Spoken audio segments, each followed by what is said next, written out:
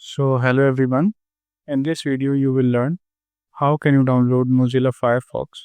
So for downloading it, search here Mozilla Firefox download and then click on this link download Mozilla Firefox for Windows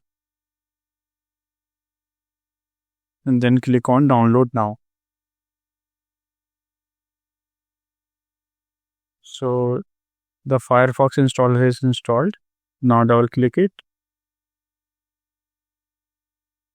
Click on yes if any pop-up occurs. Now here you can see the Firefox browser installing. So just wait. Firefox will be ready in just a few moments.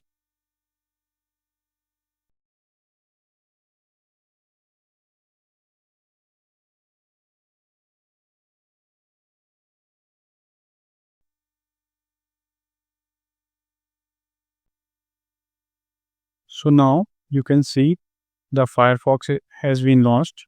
Now click on continue. And from here you can make it into full screen.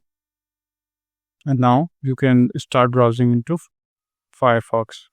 So hope this video is helpful for you for installing Firefox. Please do like, share and subscribe. Thanks for watching.